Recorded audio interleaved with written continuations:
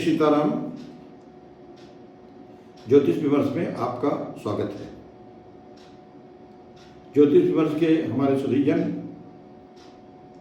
14 अप्रैल को दिन में भगवान सूर्य मीन राशि से मेष राशि में प्रवेश कर रहे हैं, जहां वे 1 महीने रहेंगे। 18 तारीख को शुक्र जो सूर्य के साथ 5 दिन गोचर करेंगे, 14 से लेकर 18 तक, वे वृष राशि में चले जाएंगे। और 28 तारीख को बुध मीन राशि से मेष राशि में सूर्य के साथ आकर के 28 तारीख तक, अगले 14 मई तक बुधादित्य योग बनाएंगे। सूर्य आप सभी जानते हैं कि सभी ग्रहों के राजा हैं।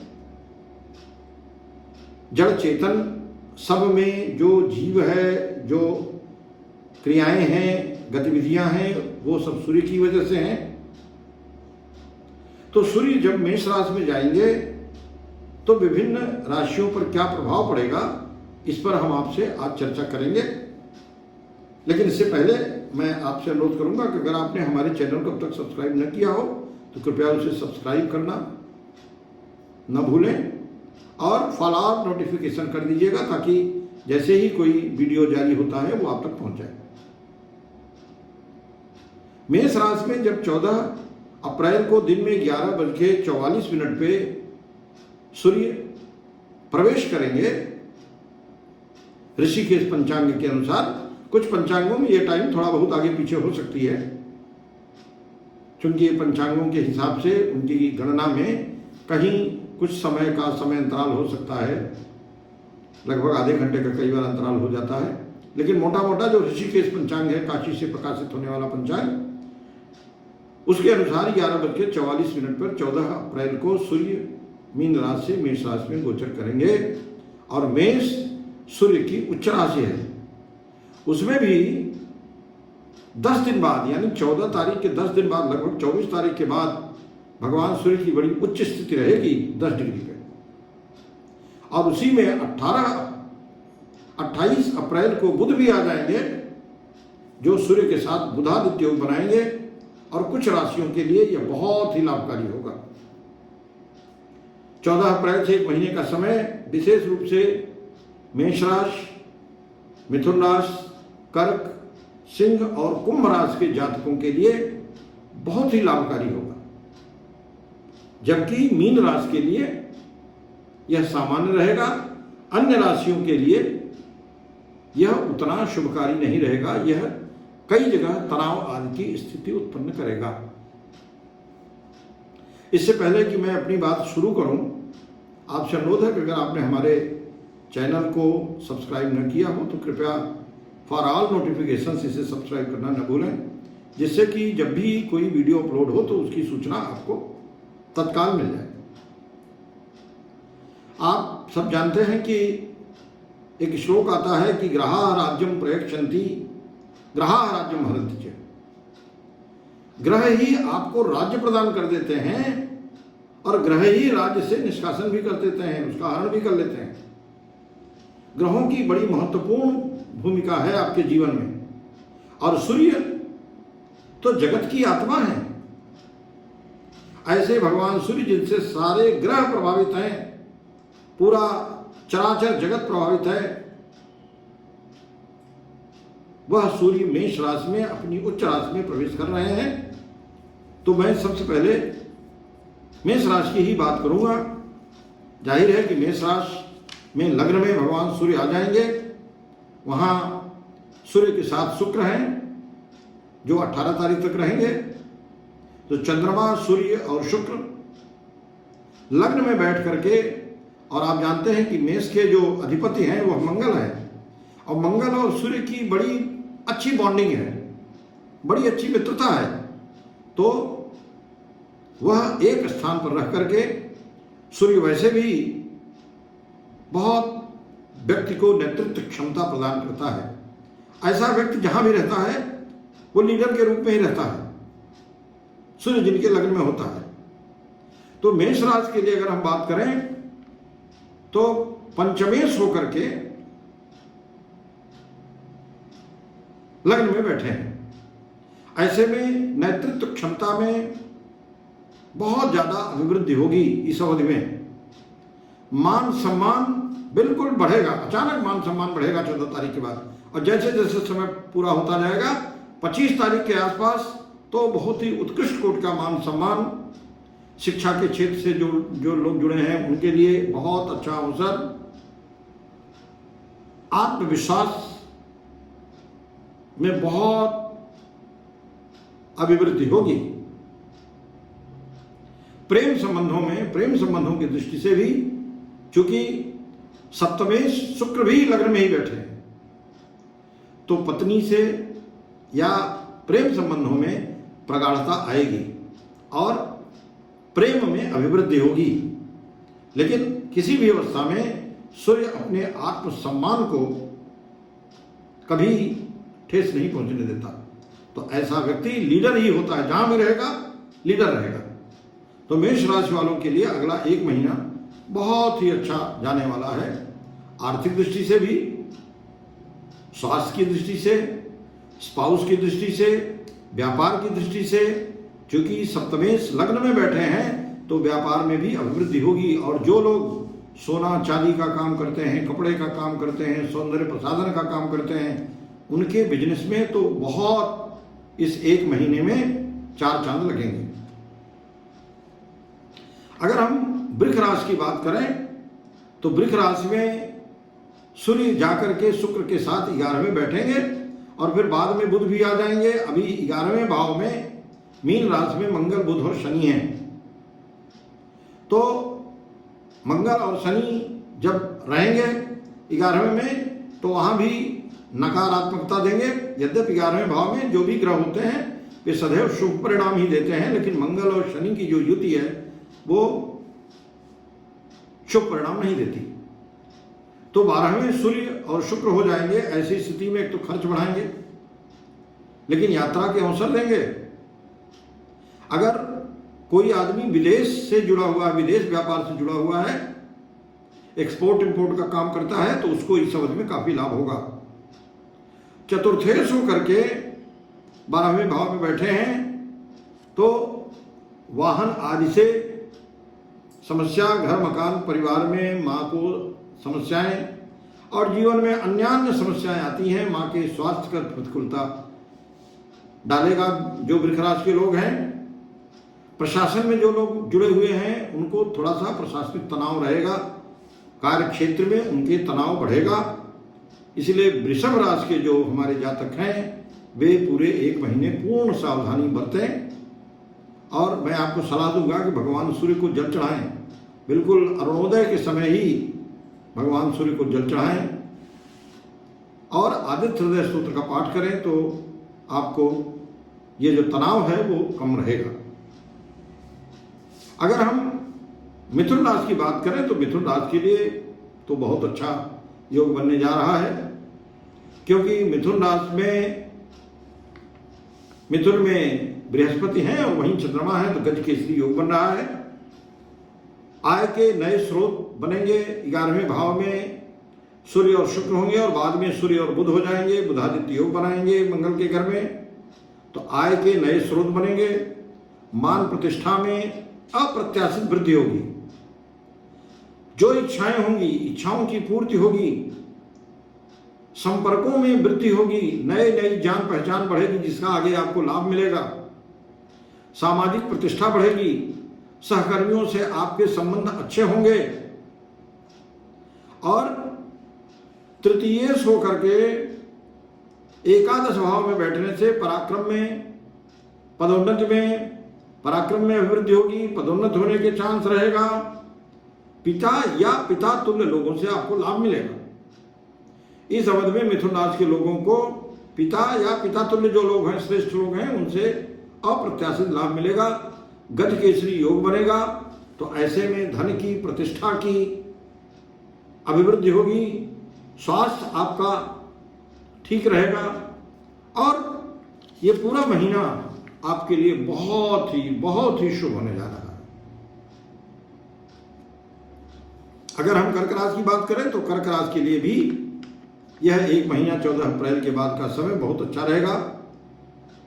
यहाँ इस अगर आपकी हम कुंडली देखें तो द्वितीय होकर के 10वें भाव में बैठे हैं, धनेश कर्म भाव में जाकर के बैठे हुए हैं। तो ऐसे में कैरियर में अभिवृद्धि, खूब मेहनत कराएंगे लेकिन उसका प्रत्याशित और प्रत्याशा से ज़्यादा लाभ भी देंगे। सम्मान में प्रतिष्ठा दिलाएंगे। अगर कोई सम्मान आदि आपका पेंडिंग पड़ा होगा शासन प्रशासन में तो इस तरह के पुरस्कार आप दिलवाने का काम करेंगे। वरिष्ठ अधिकारियों के स्नेह का पात्र होंगे आप। अगर कहीं आप निवेश करना चाह रहे हों तो यह समय आपके लिए अत्यंत ही उपयोगी होगा, उपयुक्त होगा, लाभकारी होगा। वाहन का सुख आप प्राप्त करेंगे।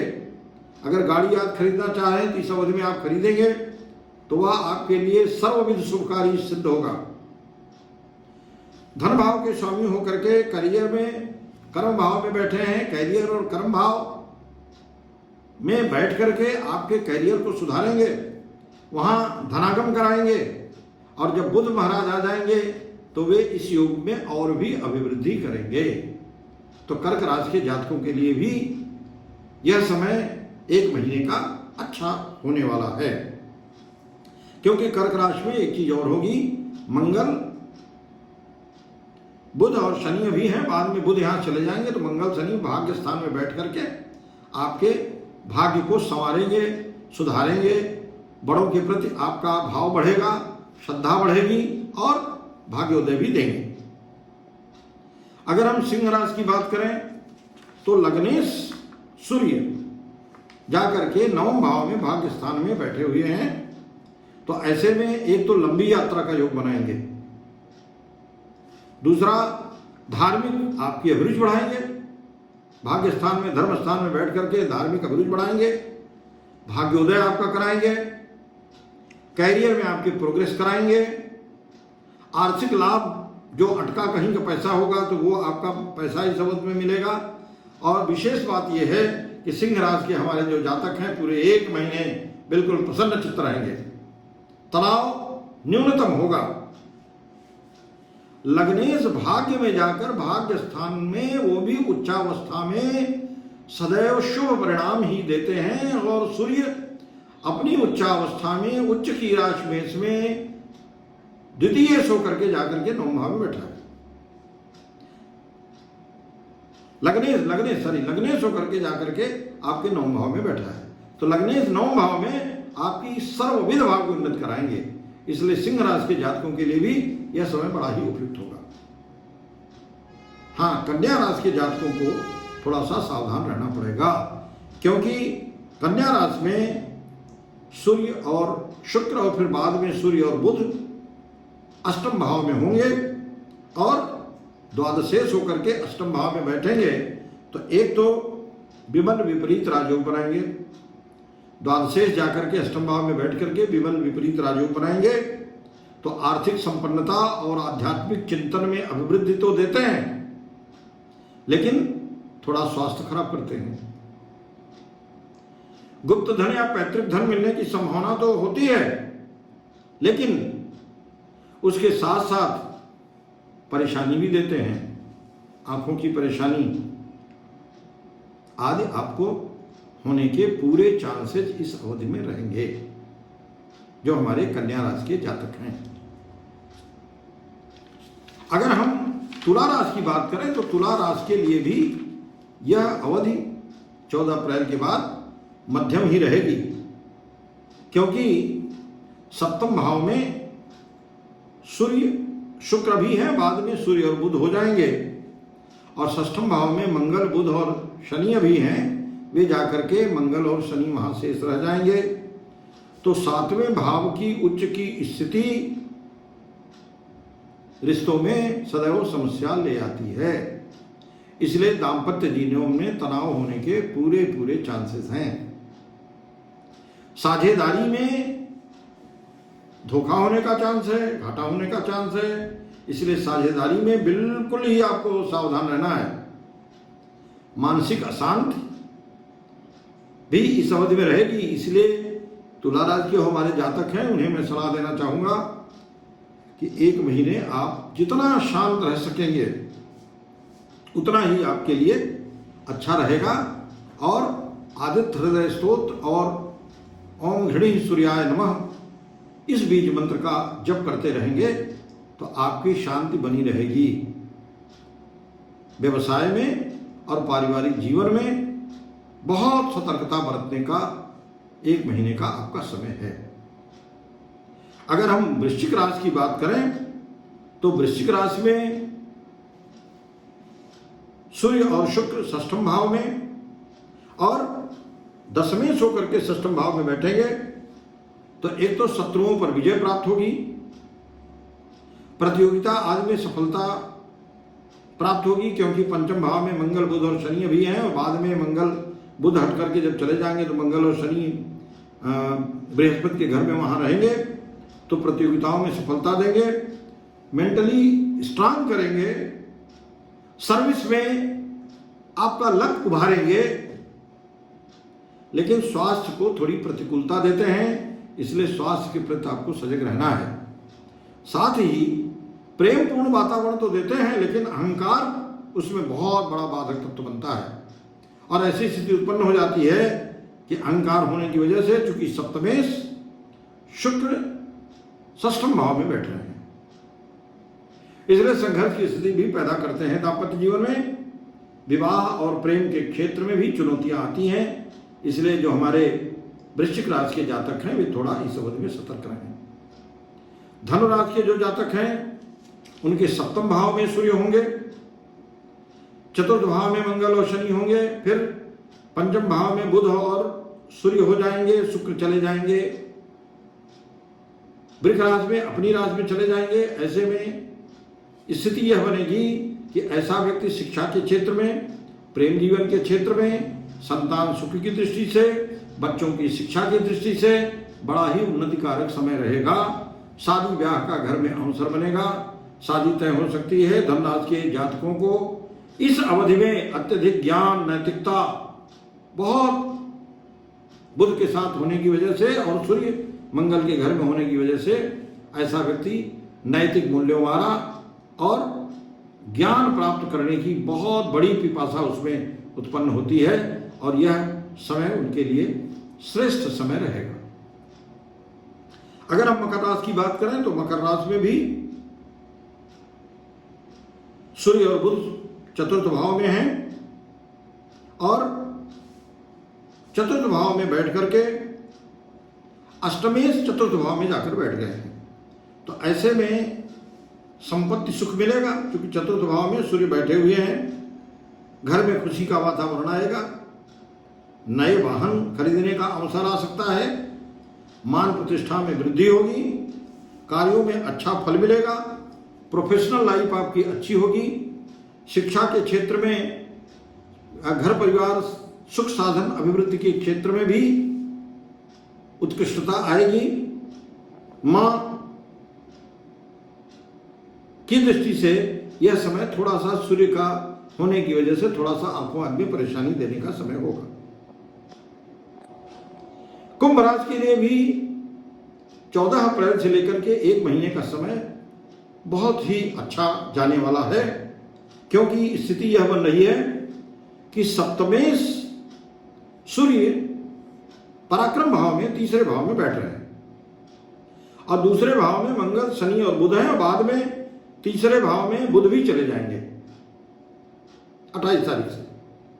तो कुंभ राशि के जो हमारे जातक हैं वो सप्तमेश तीसरे भाव में बैठने से कैरियर में, व्यापार में